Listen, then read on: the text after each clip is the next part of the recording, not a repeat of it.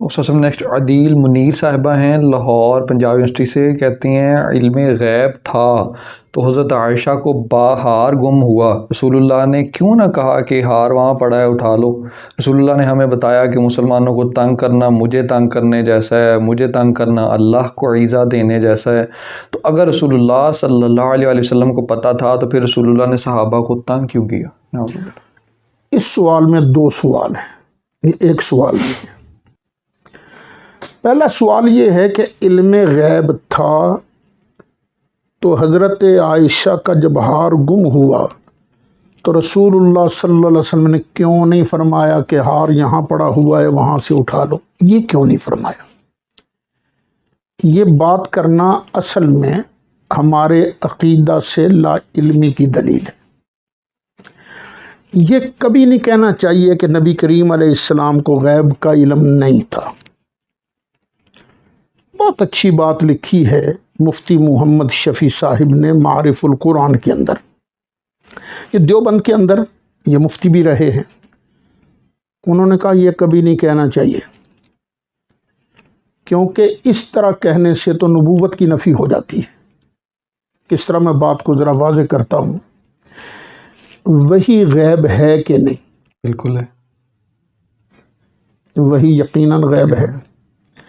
جبریل غیب ہیں کہ نہیں؟ بے شک غیب ہے۔ یقیناً غیب ہیں۔ تو اگر کہا جائے نبی کریم علیہ الصلاۃ والسلام بالکل ہی غیب نہیں جانتے تھے تو اس کا مطلب یہ ہوا کہ نہ وہ جبریل کو جانتے تھے نہ وہ وحی کو جانتے تھے۔ تو جو جبریل کو نہیں جانتا وحی کو نہیں جانتا وہ نبی کیسے ہوگا؟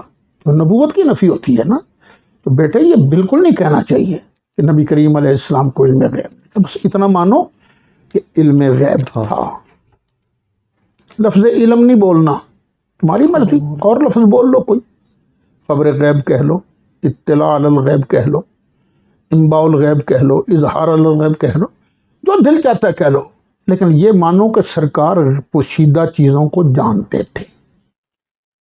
اب دوسرا مطلب یہ ہے کہ کیا ہر غیب کی چیز کو جانتے تھے؟ اس میں علماء اہل سنت کا اپنا اختلاف ہے۔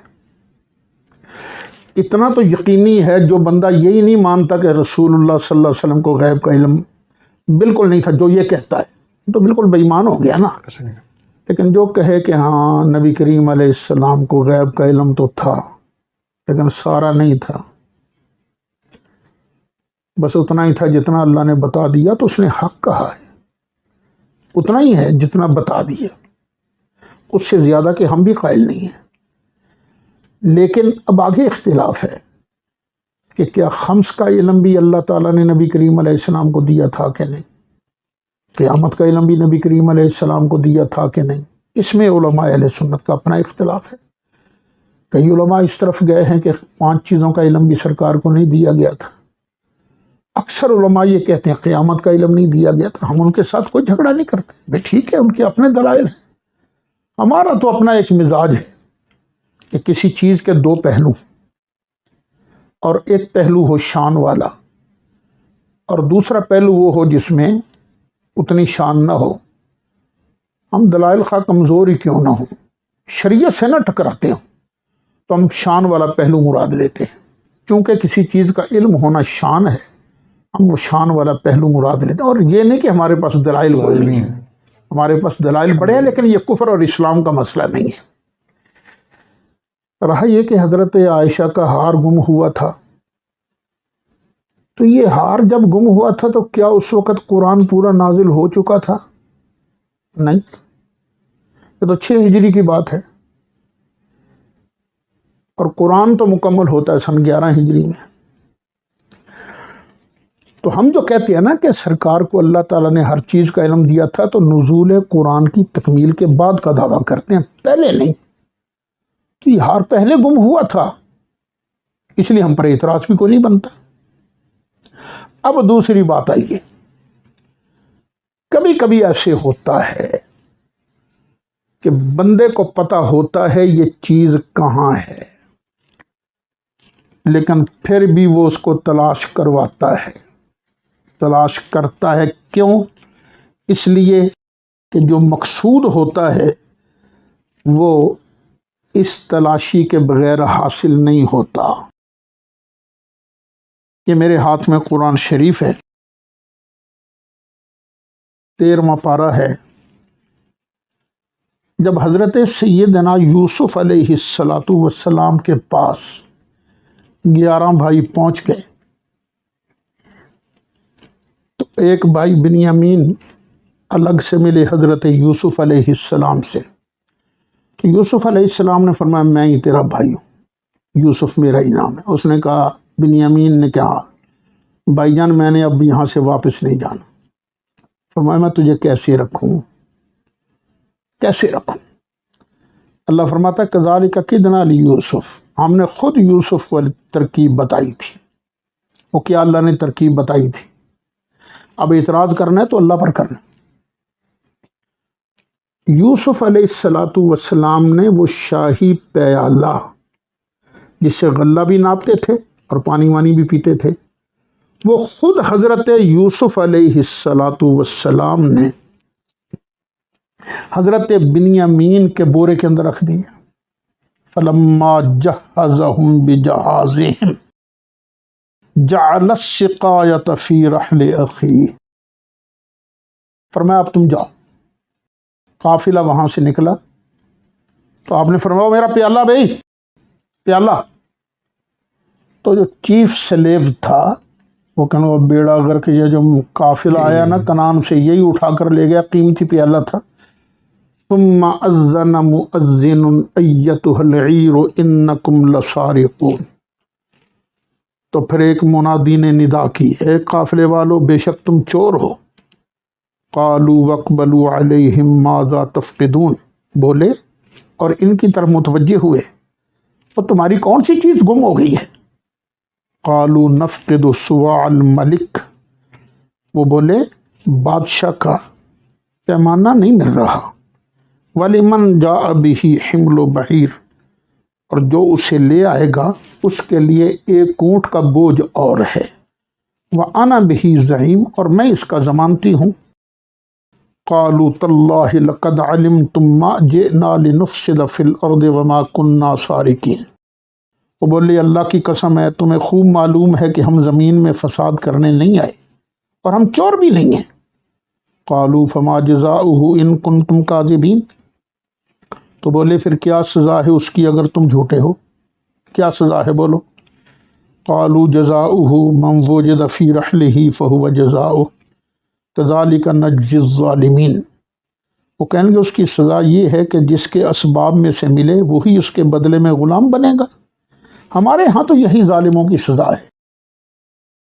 فَبَدَأَ بِأَوْعِيَتِهِمْ قَبْلَ وِعَاءِ أَخِيهِ، تو پھر حضرت یوسف علیہ السلام نے ان کے سامان کی تلاشی لینی شروع کی اپنے بھائی کے سامان سے پہلے ان کے سامان کی تلاشی لی۔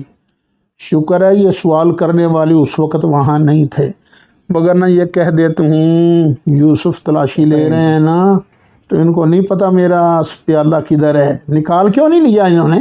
پتہ چلا یوسف کو پتہ نہیں، شکر ہے یہ ٹولہ اس وقت نہیں تھا۔ ثم استخرجها من وعاء اخیہ، پھر انہوں نے اپنے بھائی کے سامان میں سے اس کو نکال لیا۔ کذالک کدنا لی یوسف، یہ ہم نے یوسف کو یہی تدبیر سکھائی تھی۔ ما کان لیأخذ اخاہ فی دین الملک الا ان یشاء اللہ، تو قرآن پاک یہ دلیل ہے اس بات کی کہ بعض اوقات بندے کو علم ہوتا ہے لیکن کسی مصلحت کے تحت وہ تلاشی کرواتا ہے۔ اب نبی کریم علیہ السلام تشریف لے جا رہے تھے غزوہ بنی مصطلق، اس کے لیے تشریف لے جا رہے تھے، تو آپ کا معمول یہ تھا کہ کسی نہ کسی زوجہ محترمہ کو ساتھ رکھتے تھے۔ حضرت سیدہ عائشہ صدیقہ کو نبی کریم علیہ السلام سفر میں ساتھ لے گئے۔ اب وہاں ڈیرا لگایا جہاں پانی کا نام و نشان تک نہیں تھا۔ جب وہاں سے چلنے کا ارادہ ہوا تو حضرت عائشہ صدیقہ نے عرض کی آقا میرا تو ہار گم ہو گیا، ہار نہیں مل رہا۔ اب نبی کریم علیہ السلام نے فرمایا اچھا صحابہ چلو تلاش کرو۔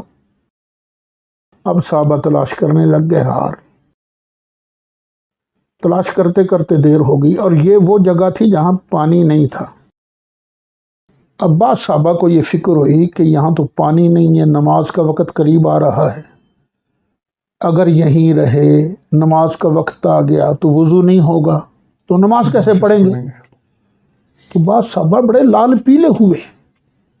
کچھ نے حضرت ابو بکر صدیق سے عرض کیا، ابو بکر ذرا بیٹی کو سمجھاؤ نا، چیزیں سنبھال کے رکھتی نہیں اور مصیبت ہمیں پڑی ہوئی ہے۔ حضرت ابو بکر صدیق آئے تو حضرت عائشہ صدیقہ سرکار کا سر انور گود میں لے کر بیٹھی ہوئی تھی، سرہانہ بنایا ہوا تھا اپنی گود کو۔ حضرت ابو بکر صدیق نے حضرت عائشہ صدیقہ کو گپ بھی ماری۔ حضرت عائشہ فرماتی ہیں مجھے درد تو ہوا لیکن میں اس لیے ہلی نہیں کہیں میرے آقا کی نیند میں فرق نہ آ جائے۔ تھوڑی دیر بعد سرکار مسکراتے ہوئے کھڑے ہو گئے اور صحابہ سے جا کے کہا، صحابہ ابھی ابھی جبریل آیا تھا اور یہ آیت لے کے آ گیا، فَإِن لَّمْ تَجِدُوا مَاءً فَتَيَمَّمُوا صَعِيدًا طَيِّبًا، اگر تمہیں پانی نہ ملے تو تم پاک مٹی سے تیمم کر لیا کرو۔ حضرت اسید بن حضیر رضی اللہ عنہ اچھلے اور کہنے لگے، ابو بکر یہ تیرے خاندان کی برکت نہیں ہے، آج نہ عائشہ صدیقہ کا ہار گم ہوتا اور نہ پوری امت کو قیامت تک کے لیے تیمم والی نعمت ملتی۔ میرے بیٹے شان والا پہلو بھی مراد لے لیا کرو، یہ نہ ہو کہ آپ کے ذہن میں یہ ہو۔ ایک مناظرہ تھا کسی کا کسی کے ساتھ علم غیب پر ہی، تو سنی مولوی صاحب کہنے لگے، یار اتنی راتیں ہو گئی ہیں، سویا میں بھی نہیں اور سویا یہ بھی نہیں، میں بس قرآن دیکھتا رہا، حدیث دیکھتا رہا، کہیں مجھے نبی کریم علیہ السلام کے علم مبارک کی کوئی نئی شان مل جائے، اور سویا یہ بھی نہیں، یہ اس لیے نہیں سویا کہ کہیں سے مجھے ایسی چیز مل جائے جہاں سے نبی کریم علیہ السلام کی لا علمی ظاہر ہوتی ہو۔ اب پوچھ لو اس سے، راتیں میری اچھی گزر رہی ہیں یا راتیں اس کی اچھی گزر رہی ہیں؟ میں سرکار کی شانیں ڈھونڈ رہا ہوں۔ میرے بیٹے آپ خود سوچ لو، ہمارا کام کیا ہے؟ ہم سرکار کی عظمتیں ڈھونڈ ڈھونڈ کر بیان کرتے ہیں، کیونکہ قرآن تو ایک وسیع سمندر ہے نا، جس کا ہمارے سامنے تو کنارہ کوئی نہیں، ہمیں تو ڈھونڈنا پڑتا ہے نا، تو ڈھونڈتے رہتے ہیں۔ نیت یہ ہوتی ہے ہمارے آقا کی کوئی اور شان مل جائے، صحابہ کی کوئی اور شان مل جائے، اہل بیت اطہار کی کوئی اور شان مل جائے۔ اور جو مخالفین ہیں وہ بھی ذرا سوچیں، وہ کیا تلاش کرتے رہتے ہیں، وہ کیا ڈھونڈتے رہتے ہیں۔ اب سوچ لیجئے ہماری عمر اچھی گزر رہی ہے یا ان کی عمر اچھی گزر رہی ہے؟ کیا بات۔ اور دوسرا یہ جو کہا گیا کہ نا کہ رسول اللہ صلی اللہ علیہ وسلم نے ہمیں بتایا کہ مسلمانوں کو تنگ کرنا مجھے تنگ کرنے جیسا ہے، بھئی مجھے اس حدیث کا علم نہیں کہ یہ کہاں ہے، اگر ہو تو مجھے بھی بتا دیجیے۔